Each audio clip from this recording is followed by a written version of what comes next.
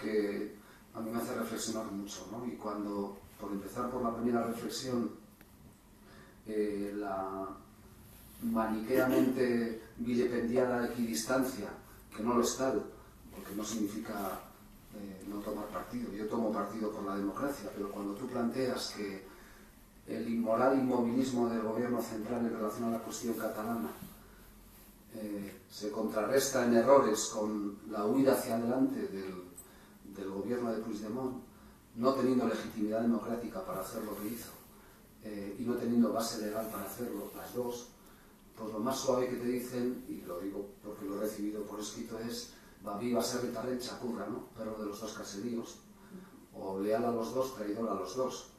Es decir, una situación como esta, y alguna hemos vivido en nuestro país, polariza, y todo lo que no sea ponerte en una trinchera o en otra, no vale. Y además te intentan arrastrar hacia una trinchera hacia otra porque estorba las posiciones no eclécticas, las posiciones que diferencian entre no ser neutral y ser imparcial. No ser neutral significa tomar partido. En el campo de ETA y del terrorismo, tomar partido por las víctimas. No puedes colocar en el mismo punto intermedio, ahora que se dice victimario y víctima. No, me niego a colocarle aquí distancia entre uno y otro. Las falsas simetrías conducen a errores históricos desde todo punto de vista. Tomas partido. Pero eso no te impide ser imparcial y reconocer con nombre y apellidos, pues eso, que asesinar, extorsionar, amedrentar, secuestrar, estigmatizar al diferente es sencillamente inadmisible, y es lo que hizo ETA durante casi 60 años. El infame o los infames episodios de violencia de Estado son inasumibles. Las torturas son inasumibles, las vulneraciones de derechos humanos son inasumibles. Eso no son falsas simetrías. Significa reconocer que una violencia no puede justificar otra violencia. Porque un conflicto político, que lo hay, no significa que conduzca a la violencia. La violencia es la perversión de ese conflicto. Pues aquí, en Cataluña, exactamente igual. Reconocer la existencia de una aspiración independentista no es una pose, pero pretender arrogarte el futuro de Cataluña independiente, no llegando a la mitad de la población, es romper la población. Y si lo haces desde el gobierno, todavía más. Y estoy empezando por mojarme para meterme en el charco y luego ver hacia atrás y tratar de explicar un poco todo el resto de cuestiones. Pero me apetece reflejar que, desde luego, lo que es una barbaridad jurídica es calificar eso como rebelión o como sedición, que además se están mezclando los conceptos y trataré de explicarlos lo menos posible. Lo que es una barbaridad es encarcelar a gente por ese posicionamiento. Lo que es una barbaridad es que el Tribunal Constitucional distorsione el funcionamiento normal de un Parlamento. Pero lo que no es normal en democracia es arrogarse una representación para una discontinuidad histórica, como es la independencia, no teniendo la mayoría social para ello, ¿no? Y retorciendo la legalidad para llegar a ese punto, cuando en realidad estaba reconociendo que era un juego y que no tenía fundamento y que tarde o temprano eso había que pararlo, ¿no? Si estás haciendo ese paripé, esa teatralización tan habitual en la política, pero estás jugando con el futuro de toda una sociedad a la que has montado a tu divertimento de un parque de atracciones épico que han convertido a la política, eso es irresponsable. No es irresponsable creer en una Cataluña independiente dentro de Europa. Mañana es el día de Europa. Ahora hablaremos, si es posible, de Europa y de lo que dijo en torno a toda esta cuestión, ¿no? Pero me apetecía comenzar posicionándome en torno a esa cuestión. Y volviendo al punto de partida, tomar partido por la democracia significa que existen cauces para resolver un problema real de naturaleza política y que tiene que ser a través de la política, no a través del derecho penal y, evidentemente, en nuestro desgraciado y desnortado ejemplo, no intentar lograr la discontinuidad histórica mediante una violencia de clave o de naturaleza política, pero pura violencia sin adjetivos como la que pretendía ETA, ¿no?, en nuestro nombre. Me parece que esa es una lección que hemos aprendido todos y todas, los vascos y las vascas, y que en Cataluña afortunadamente no ha aprendido esa llama de la violencia, ¿no? Pero arrancaba por ahí para que me ubiquéis en el mejor sentido de la palabra y para que hablemos, en mi caso, desencorsetadamente de todo lo que ahora me gustaría tratar de marcar a través de mojones, porque es imposible entrar en los matices de todo y, por supuesto, si luego hay cualquier cuestión concreta, la podemos tratar de comentar, ¿no? Bueno, todo el mundo dice que empezó todo esto con el Estatut, ¿no? Yo creo que empezó bastante atrás, en el 78, cuando Cataluña hizo renuncia propia a sus derechos históricos, ya que se plasmaron en la Constitución, cosa que en nuestro caso y en el de Navarra, de una manera no tan clara como hubiésemos deseado, y eso motivó la abstención a la Constitución en nuestro caso, pero se plasmaron y hoy día tienen, bueno, un claro anclaje en el término de la Constitución, y Cataluña renunció a la posibilidad de que en la Constitución se plasmara esa cuestión. Eso es un hecho real, constatado y documentado, y a partir de ahí entró en el terreno de lo que la Constitución, segundo comentario, dice que somos una nación, porque dice que hay nacionalidades y regiones. Como conocéis, la Constitución en el 78 no se atrevió ni a decir qué comunidades autónomas iba a haber. Y en el 2018 todavía no se dicen cuáles son las comunidades autónomas, pero sí dice que había nacionalidades y regiones. Nacionalidades etimológicamente es lo que viene de nación, y de hecho, si se lee la ponencia constitucional, ese era el término que se reflejaba. Y para buscar el consenso que siempre se encuentra en la ambigüedad, se acuñó el término nacionalidad, pero no hace falta ser Lázaro Carreter, el gran lingüista, para analizarlo. Nacionalidad es lo que proviene de nación, y región es un nivel de distribución y descentralización territorial diferente, ni mejor ni peor, diferente. Y en esas nacionalidades históricas estábamos Euskadi, Cataluña, y teníamos a Navarra y a Galicia, que tampoco se trataron en la ponencia constitucional, es otra cosa llamativa, no voy a cansaros con esa cuestión. Pero que creo que sí tiene una gran importancia, ¿no? Porque si me permitís un paréntesis, Escocia ha vivido el proceso catalán de una manera completamente diferente. ¿Qué pasa? ¿Que somos tan diferentes los catalanes, los vascos, los españoles de los escoceses, guión de los británicos? No. Hay contextos muy diferentes, ¿no? El primero es que Escocia está reconocida como nación.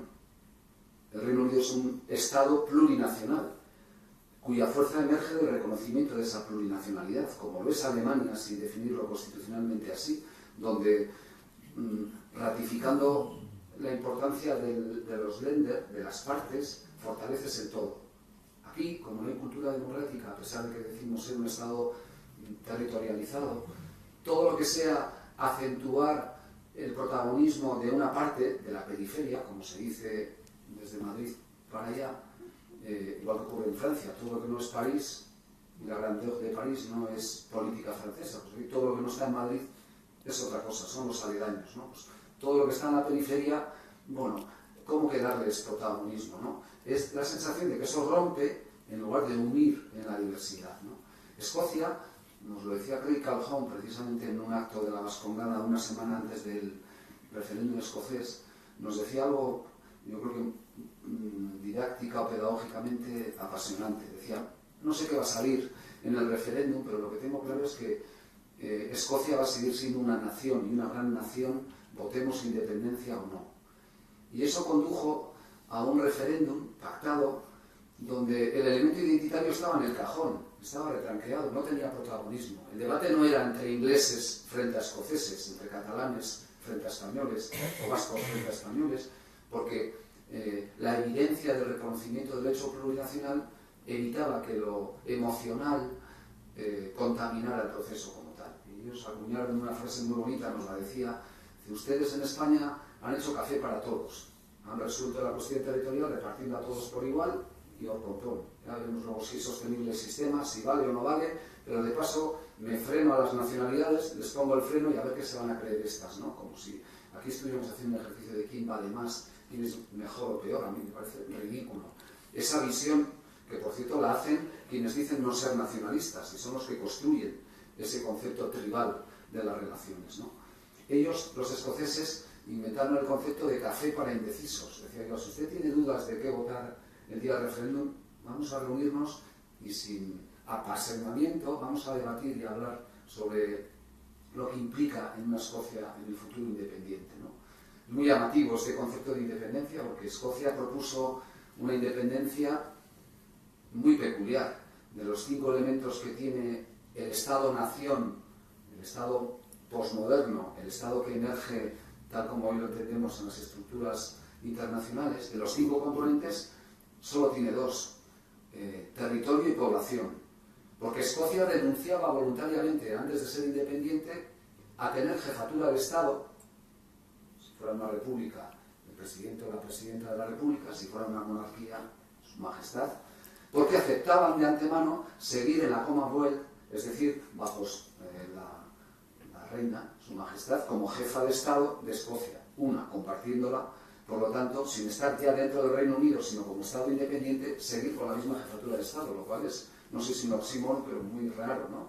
Que te escindas de un Estado y sigas compartiendo la jefatura de Estado. 2, sin ejército, porque dijeron, no tenemos dinero ni necesidad. El ejército británico es el 4º ejército del mundo, arrendamiento de servicios. Nos arreglaremos, te pagaremos y tú nos cuidas si nos hace falta. Un Estado sin ejército es algo inimaginable en el imaginario colectivo de lo que es un Estado, ¿no? Desde ese punto de vista. Otra cosa es que no quieras ejército. No, dices, sí, ejército necesito, pero no lo voy a elaborar, voy a subcontratarlo como tal. Tercero, moneda.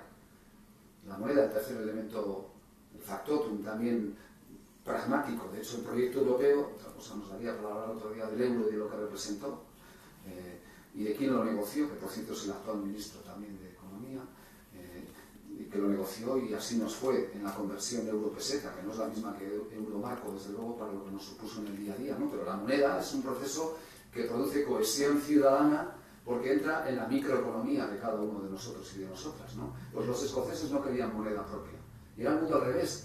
Los ingleses les decían, no, moneda propia, y a ver cómo os va, veréis qué zozobra tenéis, porque lo que hicieron inteligentemente fue alimentar la sensación de zozobra, de tormenta, de inseguridad que se iba a provocar económicamente en los bolsillos, en las pensiones, en los salarios, en los bancos, que fueron los primeros que dijeron, si Escocia sale del Reino Unido, nos vamos. Pero la moneda fue objeto de debate y los escoceses, y ya termino este paréntesis, decían, no, nosotros con la libra, luego ya veremos lo que hacemos. O sea que pedían una independencia sin jefatura de Estado, sin ejército y sin moneda. ¿Y eso qué es? Desde el punto de vista de una independencia, sino una interdependencia, que es lo que tenemos hoy día, y en realidad en el concurso de la política internacional, ¿no? Bueno, Europa también miró de manera muy diferente a Escocia respecto a Cataluña, porque era una eventual ampliación interna, íbamos a pasar a tener 29 estados, como consecuencia de que de un Estado, el que está desde 1974, el Reino Unido, iba a emerger de él mismo, de dentro, otro Estado. Ampliación interna, porque no es alguien que llega de fuera, no es Croacia que viene y es el 28º que se ha incorporado, sino que de dentro de un Estado que ya está de la Unión Europea emerge otro, ampliación interna. La Unión Europea, en un informe que luego guardó, porque preocupaba que eso diera alas a los independentistas catalanes, dejó muy claro que de los 4 escenarios posibles, con una Escocia independiente, el único realista y el que se iba a adoptar era una adhesión ad hoc. Es decir, los 4 eran, ni siquiera sale de Europa, sigue en Europa. Imposible, porque Europa no es la que dice si Cataluña o Escocia es un Estado, sino que es Naciones Unidas. Si tú logras la independencia por una vía democrática, pacífica, y te reconoce como tal el Estado del que tú te escindes, ese Estado no es el que te crea a ti independiente. Quien te lo reconoce es el resto de colegas, entendedme, del planeta de Estados, que son la Asamblea General de Naciones Unidas. Tienes que ir primero al Consejo de Seguridad de Naciones Unidas. 12 Estados, de los que 5 tienen, como sabéis, derecho de veto permanente. Tienes que lograr que ninguno de los 5 te vete, que haya mayoría de los 12 en el Consejo y después que 2/3 partes de los 198 Estados de Naciones Unidas voten a favor. Y entonces eres Estado.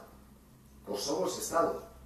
España no reconoce a Kosovo como Estado y otros 3 Estados de la Unión Europea, pero la mayoría ha dicho que sí, y Kosovo tiene el reconocimiento de Estado, que daría para otro análisis, ¿no? Es un Estado fallido y lo que papá Estados Unidos quiso que existiera.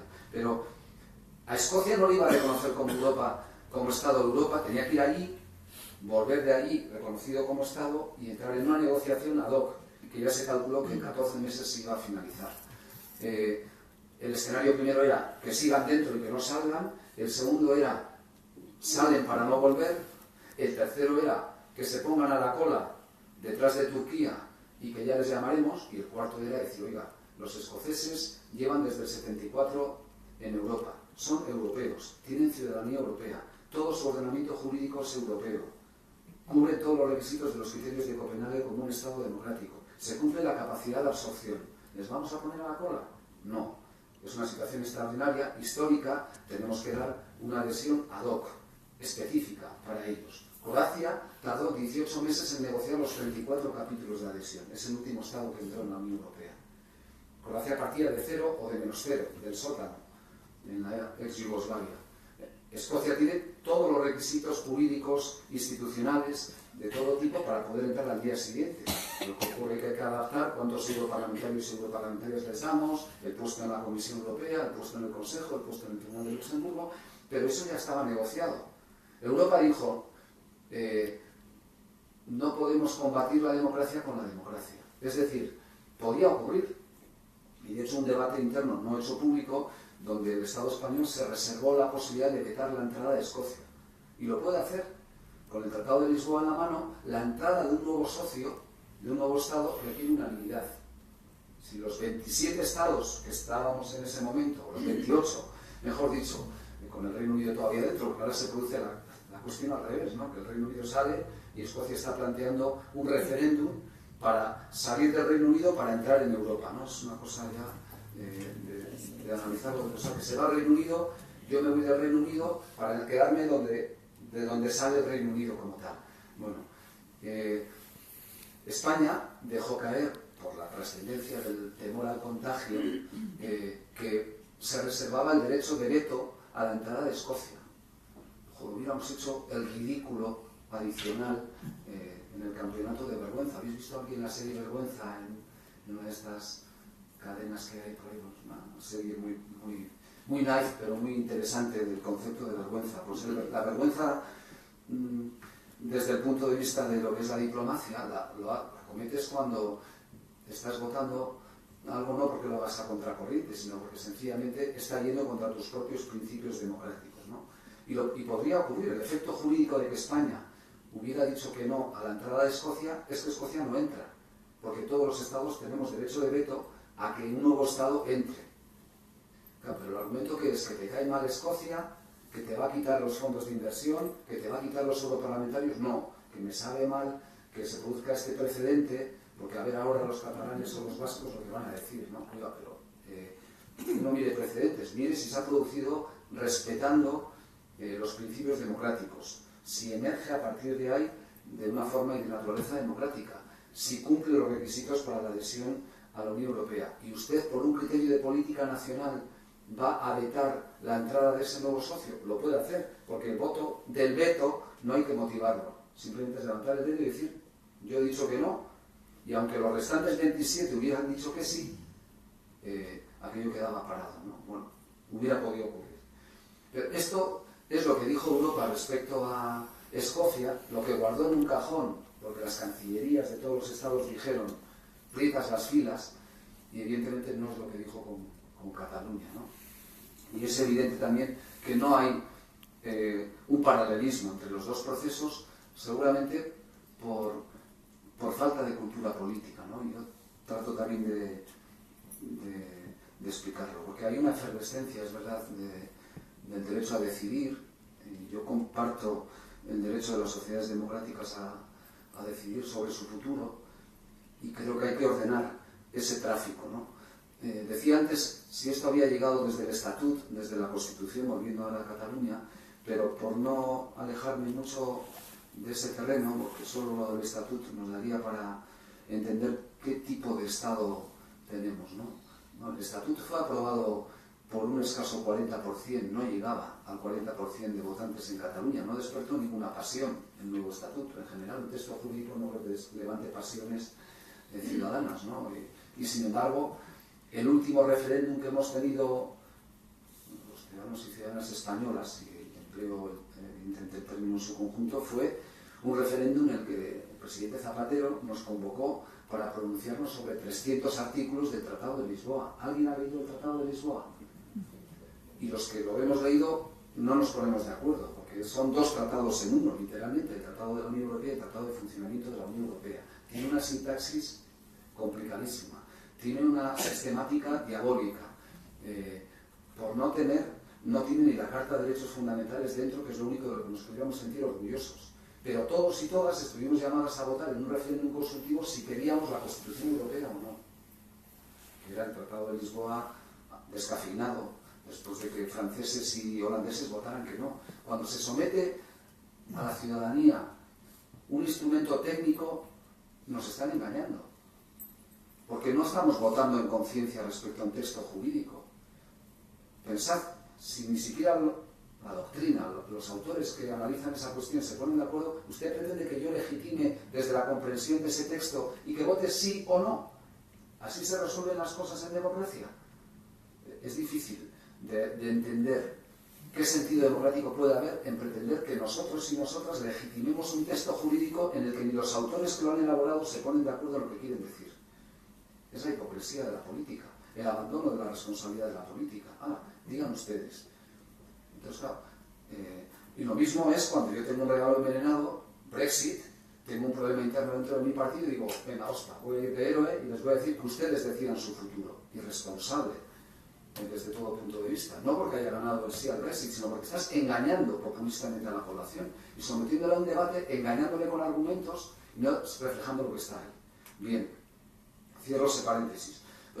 Cataluña, con una mayoría social y parlamentaria importante, para esta sí, llevaba tiempo reivindicando la necesidad de un planteamiento que abordara la situación de su estatus, ¿no?, con relación a España. Y eso ha provenido, es verdad, de un aura de indignación. Empezaba comentando que el referéndum que lo hubo para el estatut, pero con una participación que no llegó al 40%, fue la rúbrica a un proceso de legitimación democrática como no puede haber otra.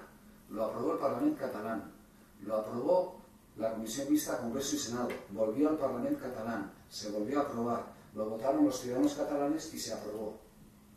Hasta esa sentencia del Tribunal Constitucional sobre el Estatut se entendía que los estatutos formaban parte del bloque de constitucionalidad, que la Constitución española no eran solo los preceptos de la Constitución, sino los estatutos de que habíamos ido dotándonos. Cuando eso llegó al Tribunal Constitucional, lo primero que se planteó fue un debate que duró 5 minutos, era si realmente el Tribunal Constitucional podía pronunciarse sobre la inconstitucionalidad de un texto que ya había sido refrendado por todas las formas de expresión democrática que puede haber en una monarquía parlamentaria, que es lo que somos, que es, lo habían aprobado los parlamentos, democracia representativa, los ciudadanos, democracia directa, había pasado el filtro de legalidad a través de esa legitimidad democrática y estaba convertido en ley orgánica a través de la publicación en el BOE. 2 magistrados del Tribunal Constitucional, uno de ellos una buena amiga, Elisa Pérez Vera, que colabora con Governance y que está ahora presidiendo la Comisión de Ética que analiza las conductas de los altos cargos del gobierno vasco, profesora de Internacional Privado y a la sazón catedrática de Internacional Privado, planteó a sus compañeros y compañeras del tribunal hasta qué punto había una legitimidad jurisdiccional del tribunal para entrar a evaluar la constitucionalidad de ese texto. Y el presidente del tribunal me dijo, ¿hay algún precepto en la ley orgánica que posibilite lo que estás planteando?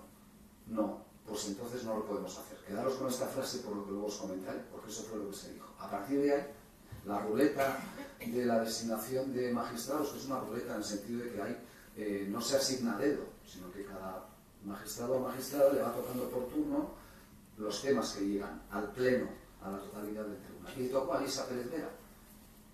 Elisa Pérez Vera, andaluza, sevillana, una gran jurista, fue consciente de la responsabilidad política y democrática que suponía tener que afrontar el reto de explicar si ese estatuto era inconstitucional o no. Y preparó 1000 y pico folios que yo los vi en una calurosa jornada de verano en julio, cuando estaba trabajando allí junto a mi maestro Julio González Campos, ex magistrado del tribunal, le sustituyó ella a él, en un intento de elaborar un borrador de sentencia que proclamara la constitucionalidad por vía de interpretación. Es decir, oiga, cuando dice que Cataluña es una nación, es constitucional, mire, siempre que se interprete que no vulnera el artículo 2, que subraya la indisoluble unidad de la nación española, esa que luego preserva el ejército, Una unidad de una nación democrática no la tiene que preservar el ejército, la tenemos que preservar los ciudadanos, ¿no? Si no queremos esa unión, tendremos la posibilidad de cambiarlo democráticamente, no por la fuerza de las armas, por esa presión. Pero bueno, buscó un instrumento jurídico que era la interpretación constitucionalizable de esos preceptos. Es una técnica que empleaba el Tribunal Constitucional cuando tenía cierta solidez, no ahora, y que en este caso pretendía buscar el equilibrio entre no declarar la inconstitucionalidad y marcar el territorio de la constitucionalidad. De manera que, en la medida en que la aplicación por parte de los órganos, Parlament, Generalitat y todo el resto de instituciones catalanas, se encauzara por los límites interpretativos que marcara el Tribunal Constitucional, no se tocaba el estatuto. Esa era la búsqueda de un equilibrio complejo, pero factible. A mitad de camino de esta labor, le quitaron de en medio. Le quitaron de en medio. Hubo un planteamiento real, porque además en mitad también hubo el fallecimiento de uno de los magistrados que había sido designado por el Partido Socialista. Como ahí van por colores, literalmente, había una mayoría del Partido Popular. El Partido Popular paralizó el colmar esa laguna motivado por el fallecimiento, designó un ponente de su cuerda, y estoy hablando literalmente, y alumbró una sentencia demoledora. Demoledora no solo para Cataluña, también para todo proyecto que pretenda integrar una nación dentro de un Estado que se dice descentralizado y donde podemos tratar de convivir democráticamente en paz, unidos en la diversidad, como dice el precioso lema europeo, ¿no? Es una sentencia demoledora que no da tiempo a abordar, pero a partir de ahí la utilización por los dirigentes catalanes del proceso es para ahondar otra segunda gran crisis democrática, que es la crisis del buen gobierno, que se llama corrupción. Artur Mas es el causante directo de todo este proceso cuando da un golpe de Estado. Él sí que da un golpe de Estado y decide que las decisiones no las va a tomar las instituciones legítimamente elegidas por los catalanes, sino que lo va a elegir ANC y Òmnium, dos asociaciones muy importantes con dos personas respetabilísimas, pacifistas, con gran bagaje cultural y democrático, que no han cometido ningún delito, pero que son sociedad civil, no son, desde ese punto de vista, la representatividad catalana. Y se arroja en los brazos de esa dimensión hasta hoy. Esa es la lectura real. Y cuando a Artur Mas se le dice, tenemos un problema que no es solo catalán o solo vasco, es un problema de Estado, vamos a intentar hacer causa común para intentar que haya cultura política y democrática que entienda esto, la respuesta que se le da es, tú sigue tu camino, que yo voy a seguir el mío, ¿no? Bueno, el catalán es el que hemos visto a dónde está llegando como tal, ¿no? 2. 3. En medio de todo ello hay intentos, todos los que permite la legalidad, para decir, mire, esto ha llegado a un punto de no retorno. Me niego a pensar que las situaciones son de punto de no retorno, ¿no? En el que lo único que cabe es votar sí o no, votar independencia o votar nos quedamos en España, ¿no? Hemos, digamos, tirado por la borda el instrumento, en mi opinión, catártico que puede tener la política para resolver los problemas y hemos dicho, no, me olvido de gobernar y a donde voy a ir es a plantear el todo o nada. Todavía estoy por leer y creedme que yo he leído casi todo lo que se ha escrito sobre este tema. Había un proyecto de constitución catalana, pero un debate sobre la Cataluña independiente, qué política fiscal, qué política social, qué política lingüística, qué política de convivencia. No se ha debatido sobre Cataluña independiente, sino vayamos a la consulta sí o no, ¿no? ¿Y qué dice la Constitución sobre este tema de las consultas, ¿no? Bueno, dice varias cosas, pero la primera que subraya es que en democracia el mecanismo normal o ordinario de funcionamiento es la democracia representativa, un parlamento, pero que la democracia directa tiene un peso. Visto muy cicateramente en la Constitución, porque en 1978 era lo que era, ¿no? Todo lo que suena a democracia directa está en la Constitución puesto con sordina. Con sordina es decir, que se oye muy bajito. ¿Por qué? Porque hay temor a lo que el pueblo o la ciudadanía pueda hacer. Eso se manifiesta en el jurado. No tenemos un verdadero jurado, ya se han salido las chapuzas que están saliendo en el terreno de la justicia y del jurado. No tenemos el jurado puro escandinavo, tenemos una cosa intermedia porque no nos fiamos del todo de esta cuestión. No tenemos realmente iniciativa popular legislativa, porque la que tenemos sirve para presentar una proposición de ley, pero resulta que luego, una vez presentada, no hay obligación de tramitarla, es una burla. Es decir, que yo reúno el 1,5 millón de votos necesarios para que se analice una cuestión en el Parlamento, y luego el Parlamento puede decidir tomarla en consideración o no. Es decir, la mayoría parlamentaria rehuye de la democracia directa, que ha logrado depositar en la mayoría parlamentaria, en la soberanía parlamentaria, la necesidad de un debate. Y tú puedes ahogar el debate decidiendo que no procede.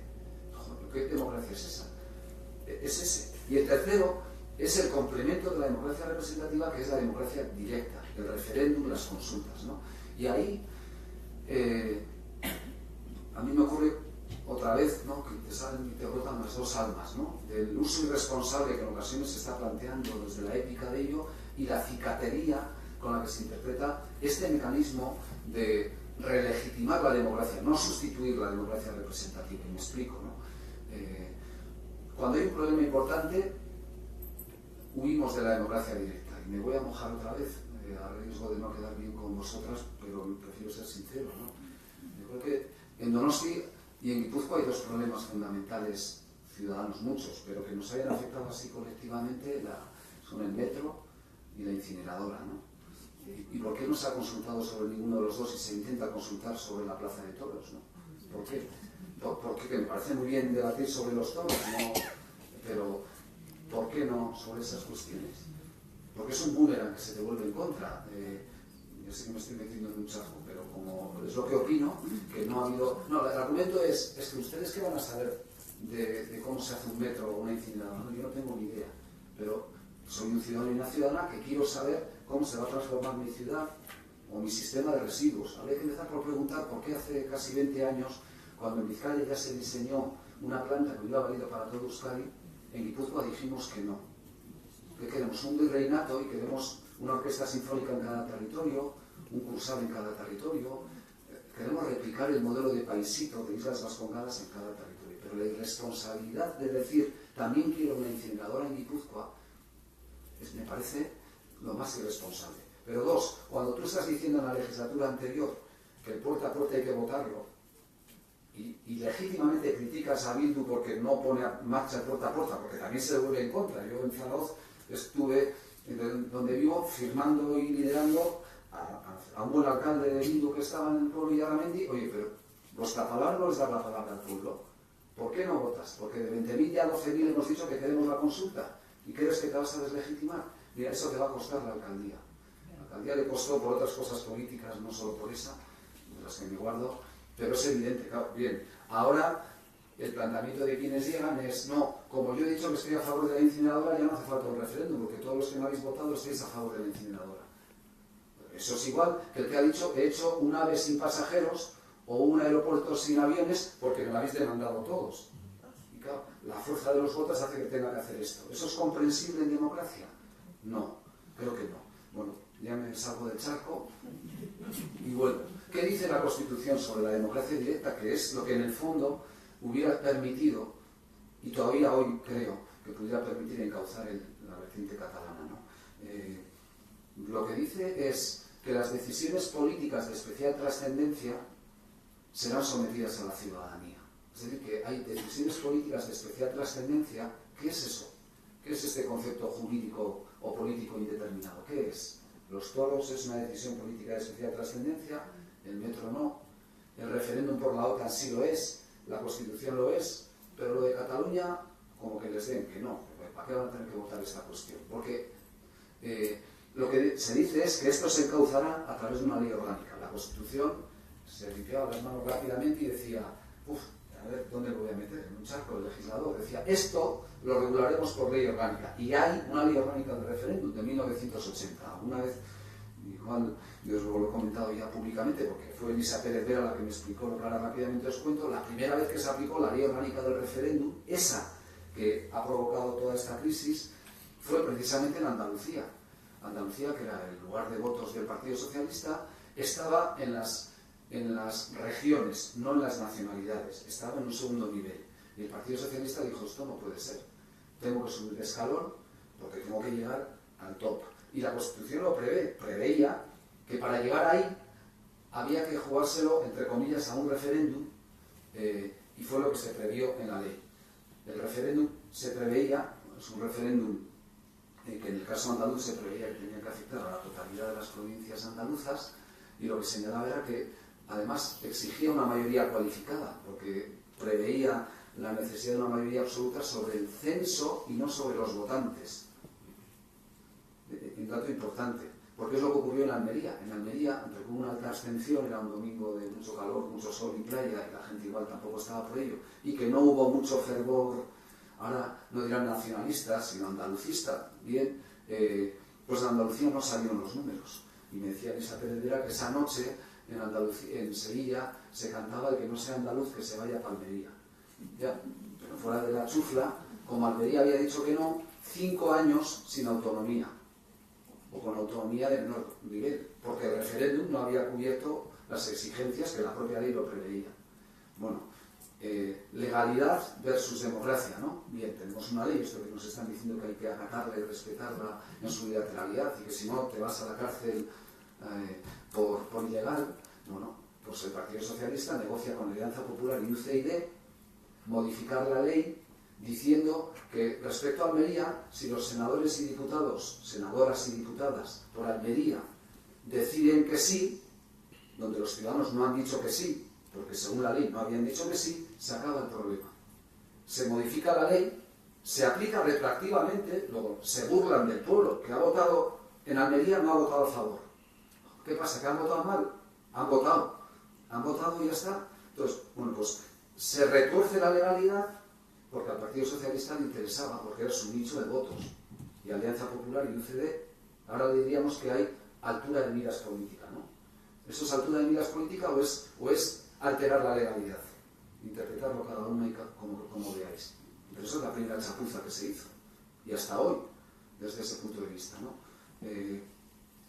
La ley orgánica del referéndum dice, queda fuera de esta ley las consultas locales.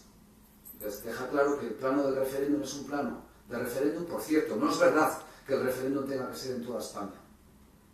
Dice la ley orgánica en su artículo 1 que la demarcación territorial, por tanto el demos, el sujeto político que va a pronunciarse, se fijará en el decreto de convocatoria.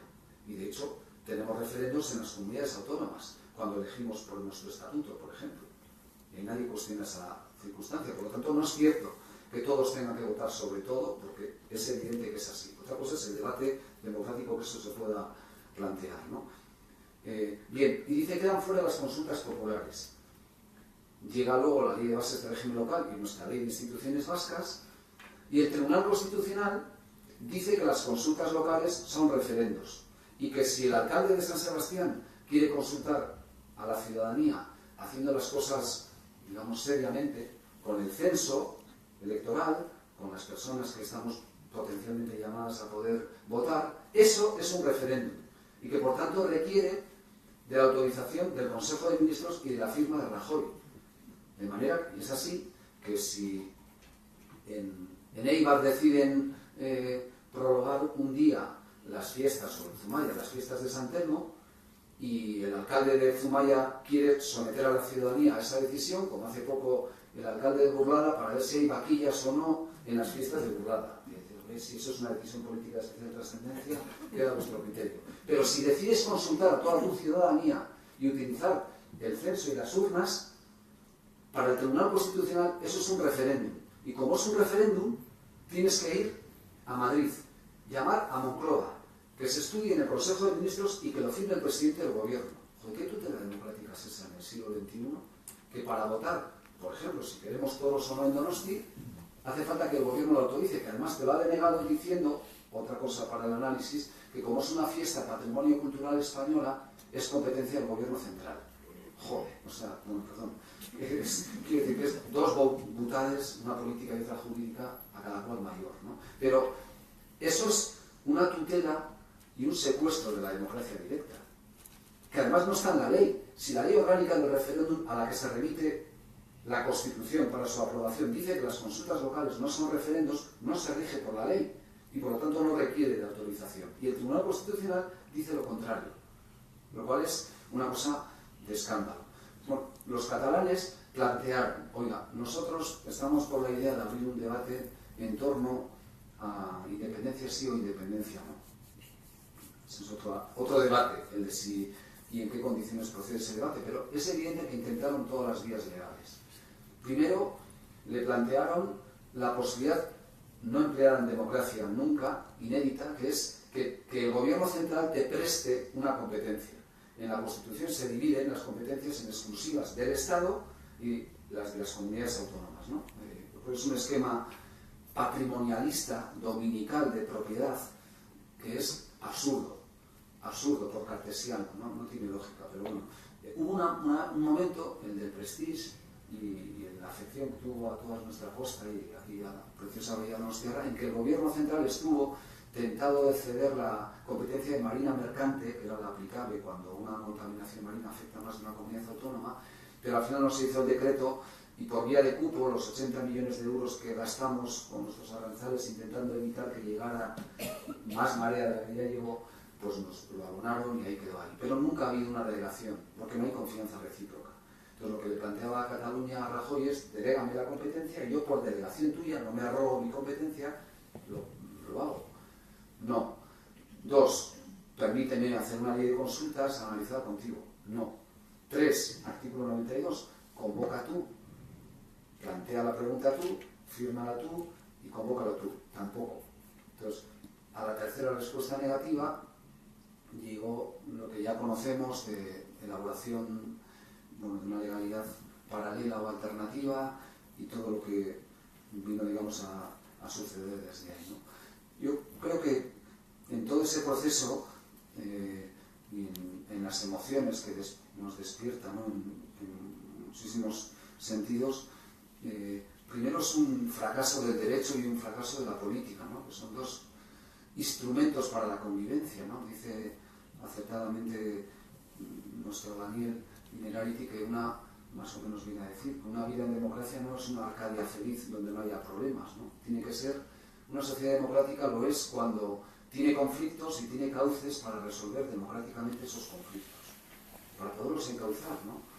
De la misma manera que una persona cercana y querida por el instituto ya mayor, Charles Taylor, el sociólogo canadiense, que todo el tema de Quebec en su momento hiló, yo creo, más finamente que nadie, lo que representaba un intento de independencia, ¿no?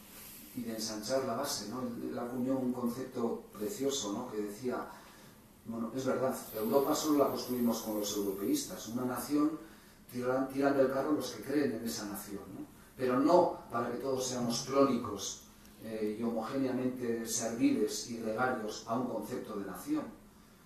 Una nación es más libre y más potente cuanto más plural y más heterogénea sea. También para construirla, porque si mi anhelo, eso es lo que decía Taylor, ¿no? Mi anhelo, mi aspiración de independencia se convierte en tu pesadilla, porque tú estás en contra de la independencia, estamos fracturando la sociedad en lugar de ensanchar la sociedad.